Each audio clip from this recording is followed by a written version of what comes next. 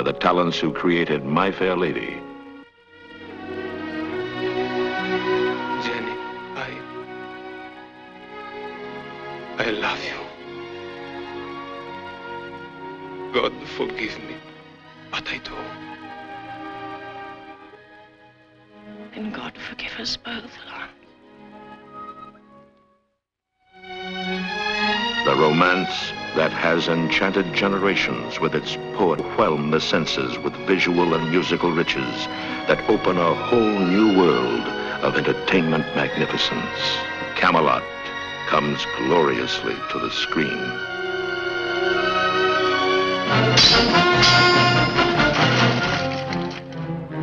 Get on your feet and defend your slander. There's a poison in this court that will kill us all. If the king grants you clemency, you shall be banished. If not, you hang. Clemency is granted. Bruce has withdrawn the accusation.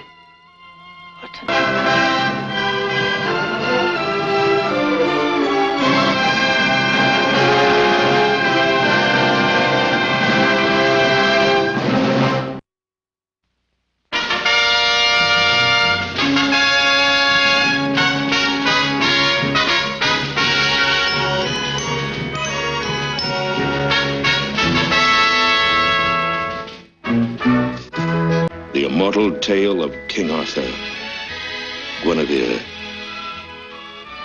Lancelot, Mordred, as memorialized in T.H. White's modern classic and transformed into one of the most loved and successful musical dramas of modern theater by the talents who created My Fair Lady, Alan J. Lerner and Frederick Lowe. Now, produced by Jack L. Warner and directed by Joshua Logan, Camelot comes gloriously to the screen. It's May, the lassie of the May. The romance that has enchanted generations with its poetry and fire is now so lavishly mounted as to overwhelm the senses with visual and musical riches that open a whole new world of entertainment magnificence. Jenny, I love you. God forgive me, but I do. And God forgive us both, Lawrence. If ever I would leave you, how could it in spring I'm bewitched by you so?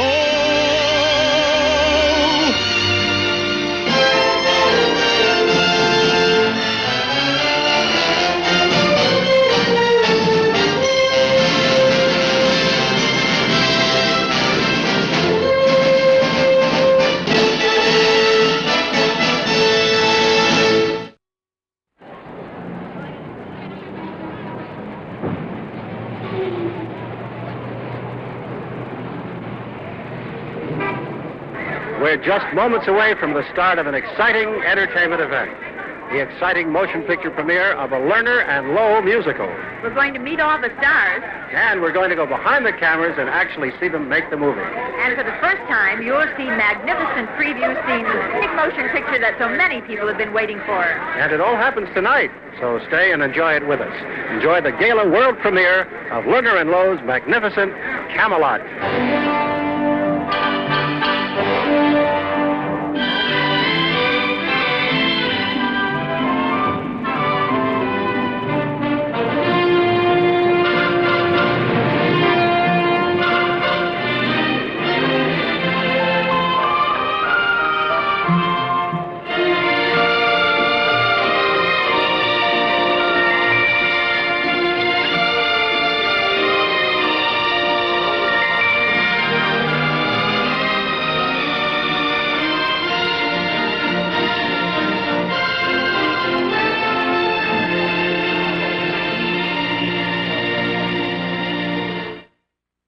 You don't have to be Guinevere to have the romance of Camelot.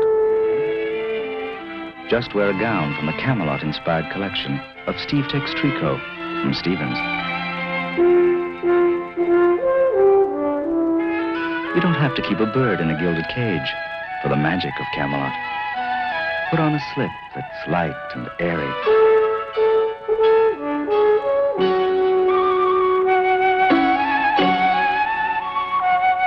You don't have to hang tapestry to have the feel of Camelot. Just wrap yourself in an opulent robe. You don't have to mount a white charger for the elegance of Camelot. Just slip into a graceful sleep set. Look for the Camelot-inspired collections if you want the then look of Camelot. Now in Steve Tech's Tree Coat from Stevens. Isn't that a romantic thought?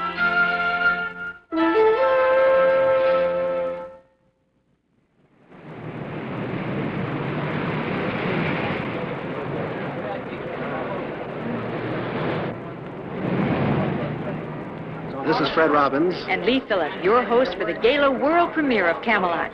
The place is the Warner Theater on Times Square. And I can tell you they're paying $100 a ticket to see the first Lerner and Loewe musical film since My Fair Lady.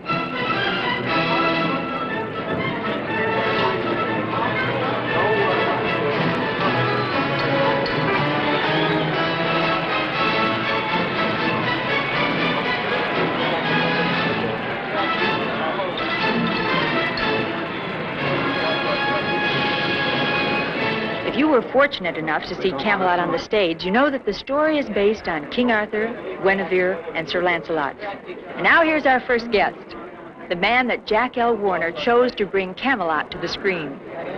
The distinguished Pulitzer Prize winner, a name that you know, a brilliant director, such movies as Fanny and Sayonara, and many great things on stage as well. And he's here on a triumphant night, the world premiere of his motion picture, Camelot, Mr. Josh Logan.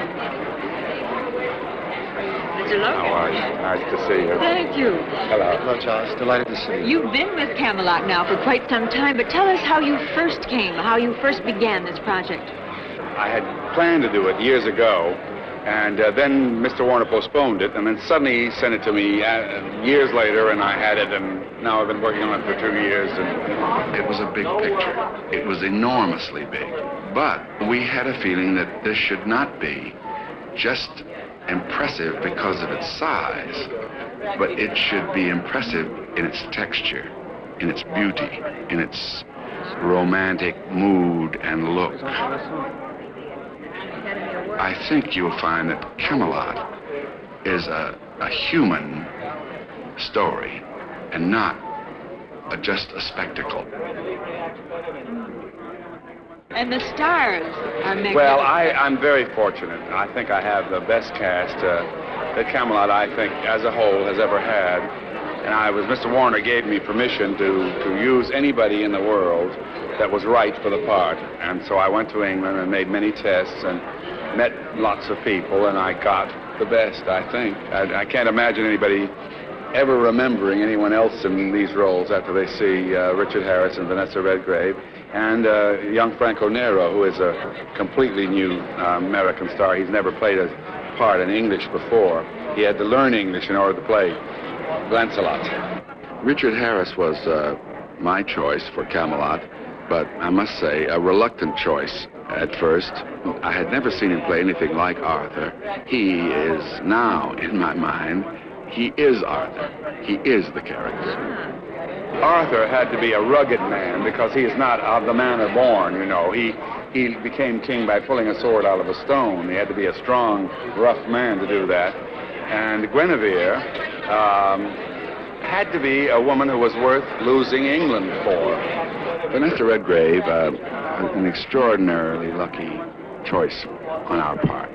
She had to speak and act and move as a queen should. She had to sing. She had to dance. She had to have, above all, a sensual quality. She, because of her love for Lancelot, her adulterous love, that was the destruction of Arthur's kingdom and the Round Table. And we needed a woman who had spiritual qualities, queenly qualities, and also who had sexuality, because she must be a woman who was ruled by her passions. And I think Vanessa Redgrave is almost the only one to play it. That's all. I couldn't imagine anyone else having all those qualities except Vanessa, who happens to be extraordinary. And Nero had to be the best, the tallest, the strongest, the best looking, the purest, and we found Franco Nero. He has the fire and the dedication that Lancelot requires. I have a feeling that he will have an enormous career. Isn't there a conflict between all the great pageantry and all the pomp of the circumstances? No, there's very little. Out the love, I mean. No, we put the pageantry in the background. And we spent the money not on quantity, but quality. I think you will agree when you see it. It's not a picture that is mammoth in size. It's just mammoth in texture. We tried to create a romantic, legendary feeling to everything that appears in the picture. This is a romantic love story, by all means, and you tell the story of love so beautifully. Well, I think that's what I love. I love love, and so I love doing this picture. One song took us nearly 6 weeks to film because we had to travel many, many thousands of miles to get all these various locations. Don't let it be forgot that once there was a spot for one brief, shining moment that was known as Camelot.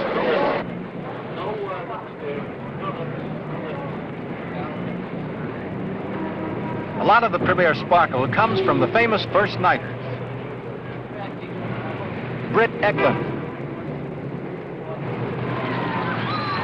Ed Sullivan and Mrs. Sullivan.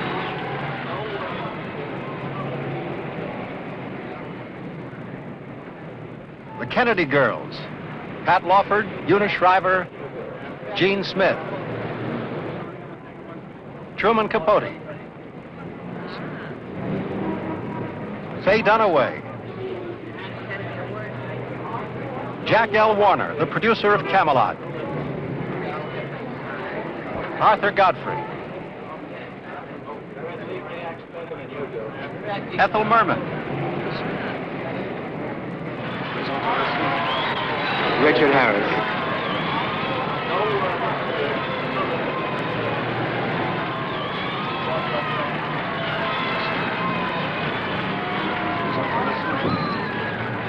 Richard Harris was once described as a beautiful Irishman. Well, he is a beautiful Irishman. He's charming, he's buoyant, he's a poetic man. And he's very much like King of England, right? Indeed, he is, to the toes. That's on the song. Academy Award. But there's another thing that's been said that perhaps you've heard, and that is that at times an actor becomes the character that he's playing. And in the case of Richard Harris in Camelot, this truly happens. And here he is, the right-born king of all England. Hiya. Richard Harris. Thank you, King. Very nice. Richard, it looks as if you and Vanessa Redgrave have a great friendship together. I have a feeling you both have a wonderful sense of humor. Well, I think that she's probably probably the most divine woman I've ever met in my life. And she's superb to work with, and she's a fantastic actress and a marvelous artist. Absolutely a joy. And I think to make a picture as hard as this one, as long as this one has to have a kind of rapport with your leading lady, and I certainly had that with her. Richard, it ceased to be a performance. some of the people on this picture are of the opinion that no one else in the world could have played King Arthur. And I know it's something that you dearly wanted, that you went after and was determined to get. Yes, well... Why? Well, I think that, when I read I didn't read the script, but I read a script of the play some time ago, and I quite liked it. I loved it.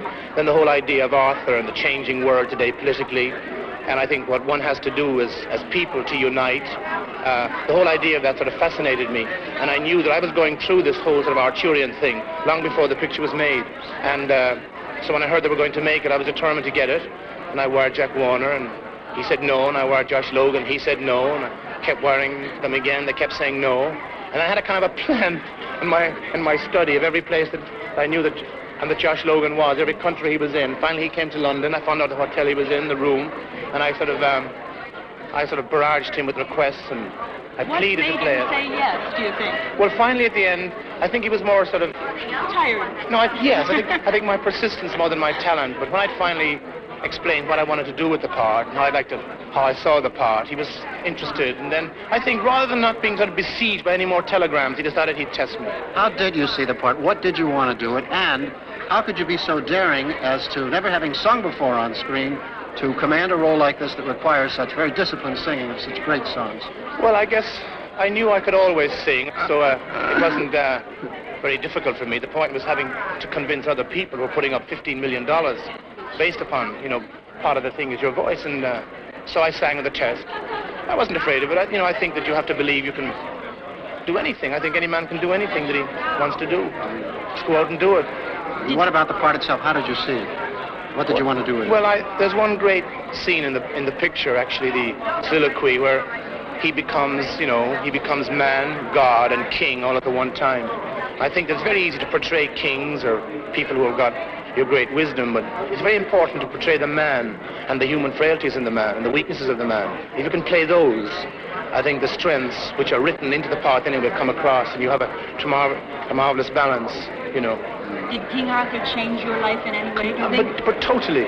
I think that my personality was beginning to change just before the picture, and I think that, like most actors always say how, that they adapted the part of their personality. Well, it's the very opposite with me. It was how my whole personality was changed and adapted. Become President Kennedy's favorite musical. Why is he remembered for that marvelous last 4 lines? I think it's a kind of utopia that everybody, all great political leaders, and Kennedy was a great political leader, incredible political leader, I think. And I think that they all, great men of great vision, look into the future for things like that, to create the circumstances through which a situation or a country or a place like Camelot can come into existence for everybody.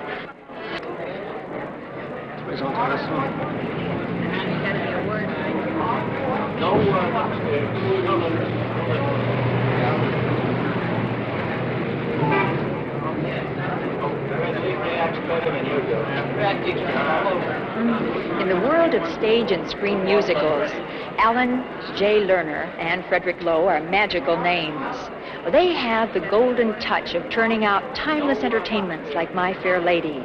The Lerner-Lowe blend of music and lyrics and drama goes right to the hearts of the audiences on Broadway and Berlin, Tokyo, all over the world. They've come together to create something magnificent, Camelot. And here he is, Mr. Alan J. Lerner. Hey, fellas. Mr. Lerner? Philip. Very nice to see you. Nice to see you. Thank you. A lovely night to see you. Well, Triumphant night. I hope it will be. One never knows, of course, but I think it'll go all right. Alan, I'm wondering, when the Hitler show has been a smash all over the world, actually, for such a long time, and it's finally put on the screen, do you have a chance, when it's now being filmed, to kind of second-guess yourself, to do things over, to maybe expand them a little bit? Oh, yeah, that's the reason I love to do my own screenplays, because I've never worked on anything in my life that a few months later I look at it again and wish I had done something a little different. And of course, in Camelot, we were a little compressed by the stage because it's a large story, it's an epic story. So I couldn't wait to do the screenplay to get the chance to expand it and do the things that I just never could do on the stage because of the very, confinement of the theater. So I love to do it. I love to do screenplays. The advantages of writing it for the screen over writing it for the stage were vast, because there were these scenes that could be shown on the screen that could never have been done on the stage. Naturally, the story was thereby enhanced and better told.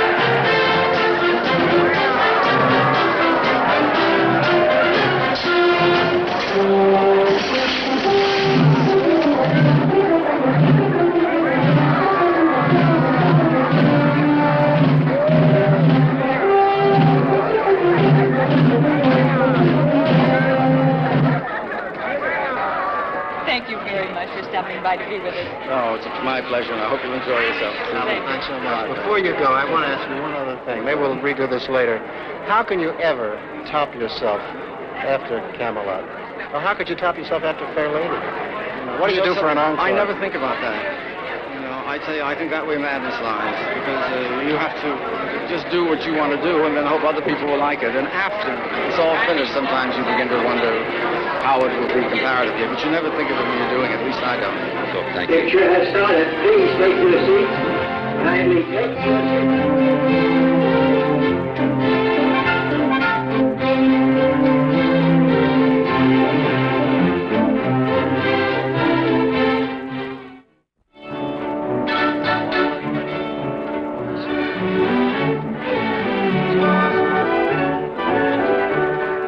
This brilliant premiere evening has moved to a dramatic new setting.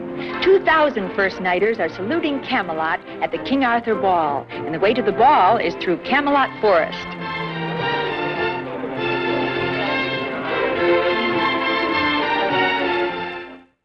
You don't have to be Guinevere to have the romance of Camelot. Just wear a gown from the Camelot-inspired collection of Steve Tex Tricot from Stevens. You don't have to keep a bird in a gilded cage for the magic of Camelot. Put on a slip that's light and airy.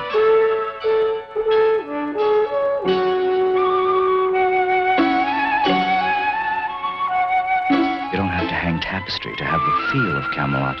Just wrap yourself in an opulent robe. You don't have to mount a white charger for the elegance of Camelot. Just slip into a graceful sleep set. Look for the Camelot-inspired collections if you want the then look of Camelot, now in Steve Tex Tricot from Stevens. Isn't that a romantic thought?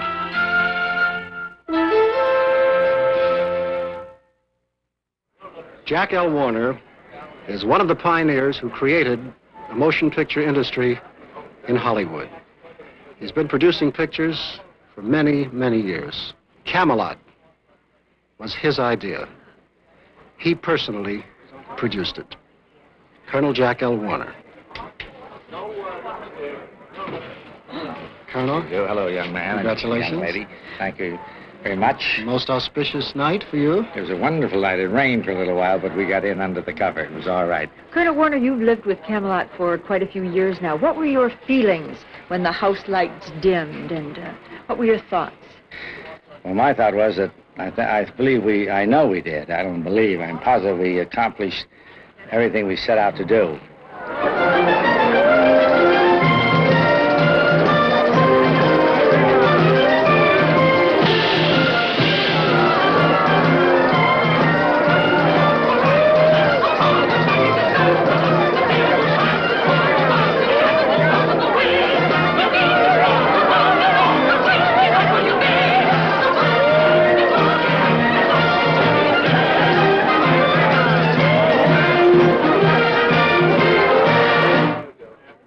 Long before a picture starts shooting, someone begins planning exactly how it will look. The sets, the locations, the costumes. In Camelot, there are 45 sets and 3,500 costumes. An awesome job. This was tackled by Mr. John Truscott, our production designer, and here he is. John Truscott, who designed the costumes, the scenery, the production. Hello. Triumph and congratulations. Oh, thank you very much. John, how did you create the Camelot look? Well, that's a billion-dollar question. It could take 6 months to tell you. It's, for me, Camelot started some 5 years ago when I did it in Australia, which followed with the London production, and finally, here I am. But actually, this is your first motion picture, I understand. It is my first motion picture. Jack Warner saw the production in London with Fritz Lowe, and I think Alan Lerner saw it, in fact. And that's really how it all came about. How much was the wedding gown that Vanessa Redgrave wears in Camelot? $12,000. Yes, but it looks magnificent. Vanessa Redgrave also wears a gold dress for the spectacular scene of the knighting of Lancelot. This took some 6 months to put together. It's made entirely of plastic, linked together with brass links and lined with paper-thin bronze. This is topped with a helmet of gold and bronze. John, how many people did you have working on all of the things? I guess there must have been close on 1,000 people involved. Many things were handmade, just about everything. Well, everything right? was handmade, Yes. absolutely everything. John, much of the comment tonight had to do with the marvelous artifacts that you created from what must be a most wild and fertile imagination. What we were trying to do was create our own period. Creating the Camelot look was a lot more difficult than I guess a lot of people will ever realize. We didn't want to make a motion picture that looked like any other medieval motion picture. Above all, we wanted it to be romantic, we wanted it to be believable, we wanted the audience to be always captivated by the story of three people, three intensely interesting people, a king, a queen, and a knight.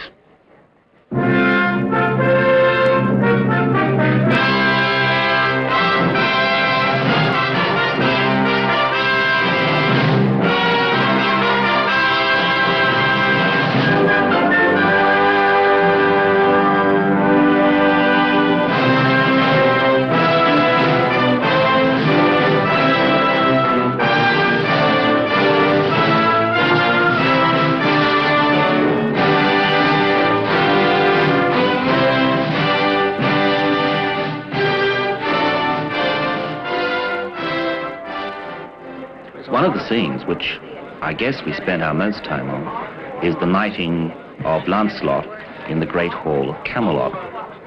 It is here that we felt that we could allow ourselves to go a little more towards just the visual. This is one of the most spectacular moments in the picture.